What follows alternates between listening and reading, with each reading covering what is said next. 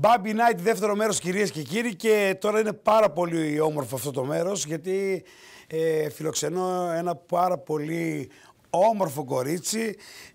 Φυσικά η συνεργασία μας με την Μαρίνα Top Class Παπαδοπούλου συνεχίζει ακάθεκτη σε αυτή την εκπομπή και μας έχει φέρει άλλο ένα πάρα πολύ όμορφο κορίτσι. Είναι η Στέλλα Μιχαηλίδου, είναι πανέμορφη. Να πω και μια καλησπέρα στη Στέλλα μας τώρα εδώ. Δες τι ωραία γράφεις δηλαδή στην οθόνη, βρε Στέλλα μου.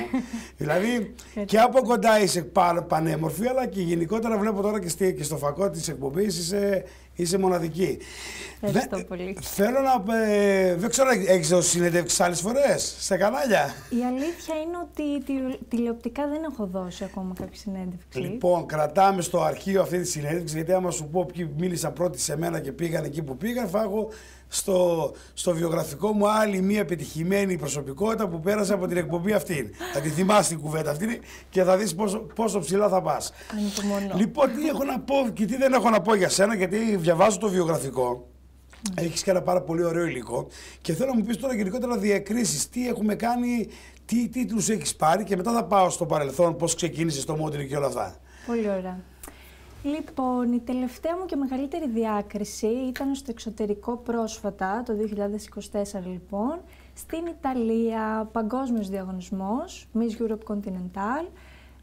Βγήκα 5η φιναλίστ ανάμεσα σε 60 χώρες. Ήταν πάρα πολύ δύσκολο, έχω να πω. Πάρα πολύ όμορφες παρουσίες είχε ο διαγωνισμός από πάρα πολλές χώρες. Ο ανταγωνισμός πολύ έντονος, αλλά παρόλα αυτά έφτασα πάρα πολύ ψηλά. Θεωρώ. Βέβαια, δεν είναι λίγο. Παρόλο που δεν πήρα τη νίκη όπως σκόπευα, αλλά ήταν ένα πολύ καλό ξεκίνημα. Θα το ξαναέκανες όλη αυτή την προσπάθεια, αυτή την εμπειρία? Ναι, εννοείται. Ήταν πάρα πολύ ωραία εμπειρία. Ήταν ένα ταξίδι πραγματικά υπέροχο από την αρχή μέχρι το τέλος και σίγουρα θα το ξαναέκανα. Το προτείνεις και σε άλλα κορίτσια να το ζήσουν όλο αυτό? Ναι, πιστεύω ότι κάθε κοπέλα που θέλει να ασχοληθεί επαγγελματικά με το modeling πρέπει να ψαχτεί, να βγει και εξωτερικό, έχει πολύ καλές ευκαιρίες έξω και προσωπικά θεωρώ ότι με βοήθησε πάρα πολύ.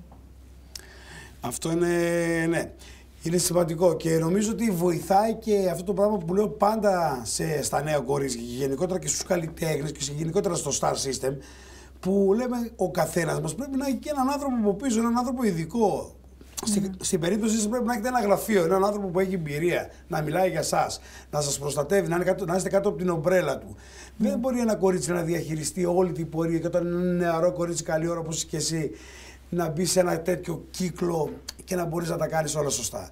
Γι' αυτό ακούω πολλές φορές από κάποια κορίτσια που βλέπω και στα TikTok και στο Instagram, εγώ δεν χρειάζομαι manager και τα καταφέρνω μόνη μου και είναι λάθος. Συμφωνείς, Στέλλα? Συμφωνώ απόλυτα. Η προστασία ενός πρακτορείου είναι πάρα πολύ σημαντική σε αυτόν τον χώρο, γιατί υπάρχουν και επιτίδιοι σε αυτόν τον χώρο, έτσι. Δεν είναι όλα normal, όπως τα λέμε εμείς και όπως τα φανταζόμαστε εμείς.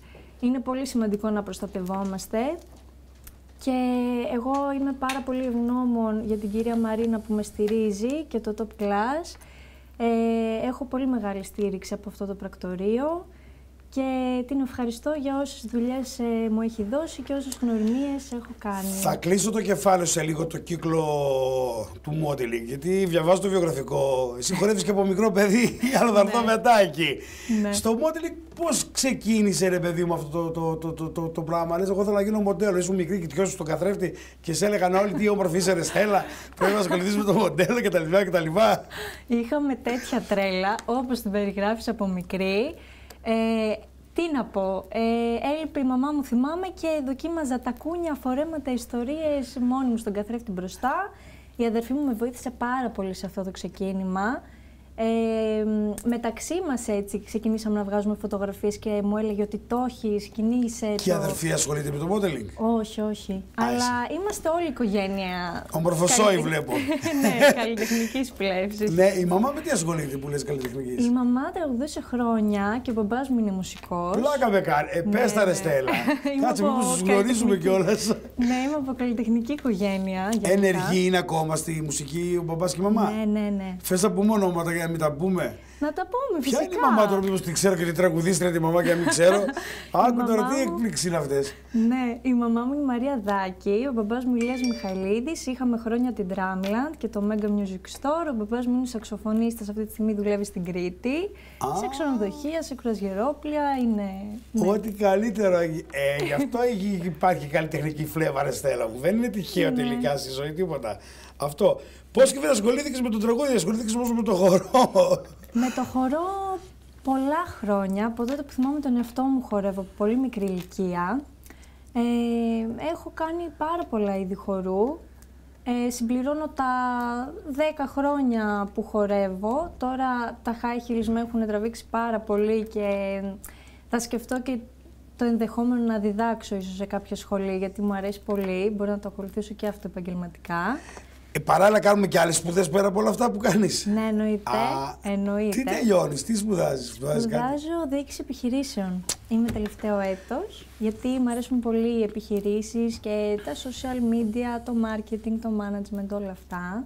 Δραστήριο κορίτσι, ρε. Μπράβο στους γονείς, έχω να πω, ειλικρινά. Γιατί όσο γνωρίζεις ένα κορίτσι βγάζει άλλες πτυχές και καταλαβαίνεις τι είναι μέσα.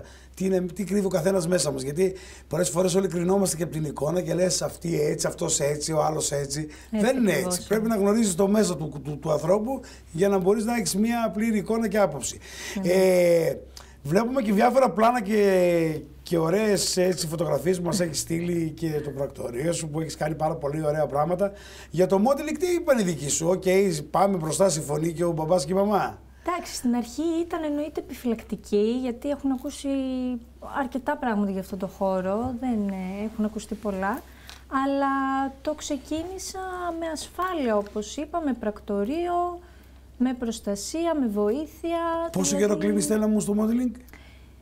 Από τα 18 μπήκα πιο ένεργα στο χώρο. Τόσο κάπου ασχολούμαι επαγγελματικά και πλέον βιοπορίζομαι από αυτό, δεν κάνω κάποια άλλη δουλειά. Δούλευα και στην εστίαση νωρίτερα, αλλά το σταμάτησα. Και πώς τα βλέπεις τα πράγματα? Δηλαδή αυτά που ακούμε και ακούγουμε, δηλαδή ο χώρος αυτός και το modeling, όταν είναι μια ωραία κοπέλα, τη φέρνουν σε δύσκολη θέση, σου τύχε κανένα περιστατικό τέτοιο σένα, το διαχειρίστηκες καλά? Σου τύχε ή όχι, το απέφυγες? Η αλήθεια είναι ότι είμαι από τις τυχερές κοπέλες που δεν έχω βρεθεί σε δύσκολη θέση ποτέ. Και νομίζω ότι δεν είναι τυχαίο. Ξέρω να βάζω όρια, νομίζω φαίνεται το τι επιτρέπω και τι δεν επιτρέπω. Είμαι πολύ κοινωνική, αλλά νομίζω ότι όταν με γνωρίζει κάποιος καταλαβαίνει τη διαφορά του κοινωνικού και του διαχειτικού. Και εγώ επειδή έζησα και κάναμε ένα event μαζί τότε το καλοκαίρι που είχαμε και με την ομάδα τότε σε ένα γνωστό ξενοδοχείο εδώ, σε ένα φάσιο show, είχα παρακολουθήσει ότι ήσουν πολύ κοινωνική, αλλά ήσουν και πολύ προσεκτική στη σκηνή σου. Ακριβώς. Βλέπεις ότι το θυμάμαι, παρόλο που πέρασε σχεδόν ένας χρόνος. Έλεγα αυτό το κορίτσι, λέω, φέρω να το γνωρίζω γιατί είναι μπράβο ρε Μαρίνα, μας έφερε κοντά. Τι συμβουλεύεις τα νέα κορίτσια να πάνε στο next top model, να κυνηγήσουν το όνειρο? Εσύ τι θες να κάνεις την επόμενη διετία, τριετία, τι περιμένεις? Πώς θες να είναι, ρε παιδί μου, η πορεία σου πάνω στο modeling? Η αλήθεια είναι ότι με ενδιαφέρει πάρα πολύ, ειδικά μετά τις τελευταίες διακρίσεις που δοκίμασα τα όρια μου και είδα ότι μπορώ όλο και περισσότερο, γιατί είχα και στην Τουρκία ακόμα έναν διαγωνισμό που διακρίθηκα τρίτη και αυτός πολύ σημαντικός. Μου αρέσει πολύ ο χώρος, θέλω να το εξελίξω όσο γίνεται και μου αρέσει και ο φακός πολύ, έχω παρατηρήσει τελευταία. Και εγώ παρατηρώ ότι σε πηγαίνει κιόλας. Και αυτό που γίνεται τώρα μου αρέσει πολύ και η τηλεόραση μου αρέσει πολύ. Εδώ μπορούμε να πούμε την Μαρίνα, σε έχουμε εδώ. Guest, να κάνεις κάποια πράγματα, να εκπαιδευτείς. Και μετά να ανοίξεις τα φτερά σου, πας και όπου θες. Θα ήταν ωραία, ναι. Εμείς εδώ είμαστε, ανοιχτή πρόταση έχεις, να ξέρεις. Και στήλη δική σου μπορούμε να σε δώσουμε και στο Baby Night να έρχεσαι εδώ με τους καλεσμένους. Τα λέω και δημοσίως, ειλικρινά. Γιατί και γράφεις και είσαι και καλό παιδί. Αυτό καταλαβαίνω εγώ.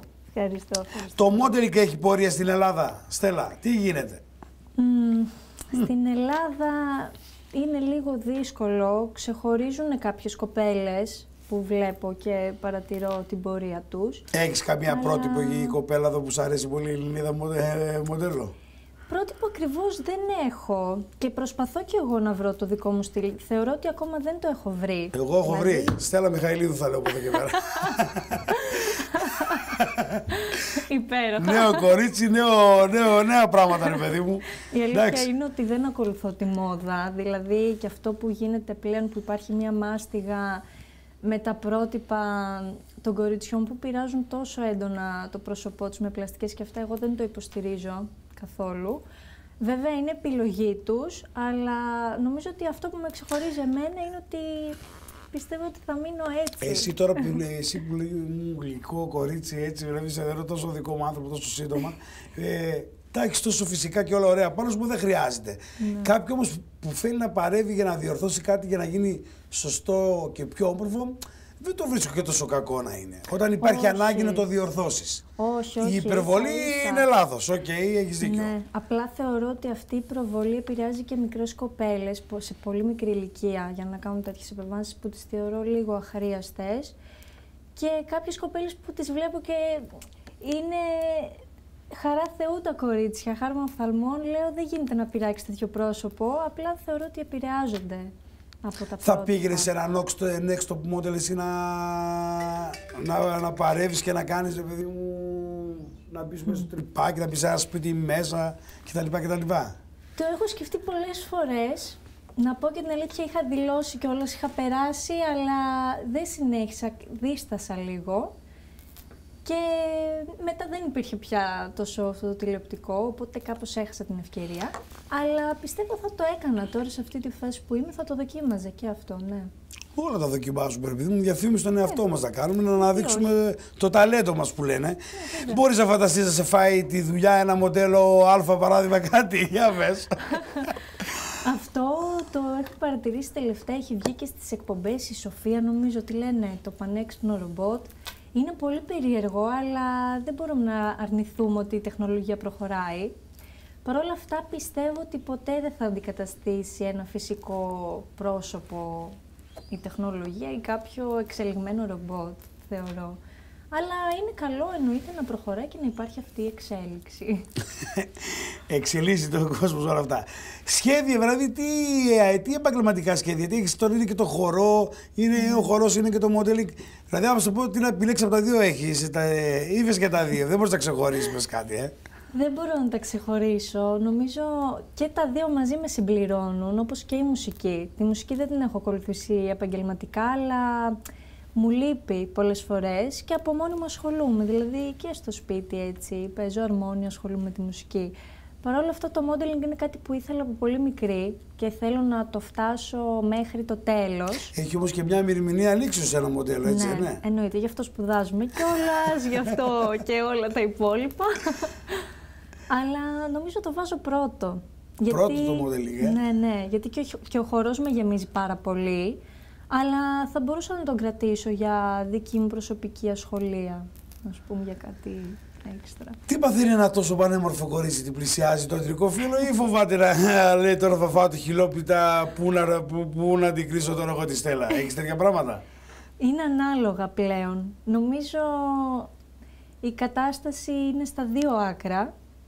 Είναι αυτοί που δεν θα πλησιάσουν καθόλου και είναι αυτοί που θα πλησιάσουν με έναν τρόπο λίγο πιο...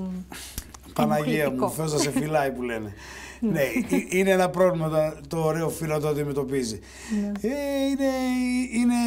Είναι όλα αυτά τα θέματα.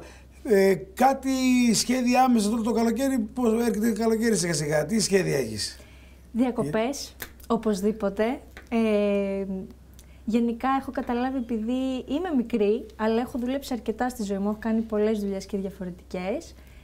Το είχα πάρει πολύ σερί, σε σημείο που δεν υπολόγιζα τόσο την υγεία μου και αυτό είναι κακό, οπότε πλέον έχω μάθει να βάζω τον εαυτό μου σε προτεραιότητα και όταν χρειάζομαι χρόνο, να παίρνω χρόνο για τον εαυτό μου, οπότε τώρα έχω κανονίσει τις διακοπές μου, θα πάω και στην Κρήτη στους γονείς μου, μια χαρά είσαι.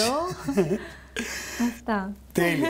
Και κλείνοντας, τι συμβουλεύει η Στέλλα Μιχαηλίδου τώρα στα κορίτσια που βλέπουν αυτή την εκπομπή, είτε μέσα από τα social media που έχει η εκπομπή μας, είτε μέσα από το κανάλι μας γενικότερα?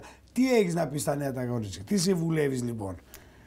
Έχω να πω να είναι ο εαυτός τους, είναι κάτι πολύ σημαντικό. Ξέρω ότι έχει ακουστεί πολλές φορές, αλλά στην εποχή αυτή είναι πολύ σημαντικό να μην επηρεαζόμαστε από κανέναν, από πρότυπα, να μην θέλουμε να μοιάσουμε σε κάποιον, γιατί είμαστε ξεχωριστοί και μοναδικοί.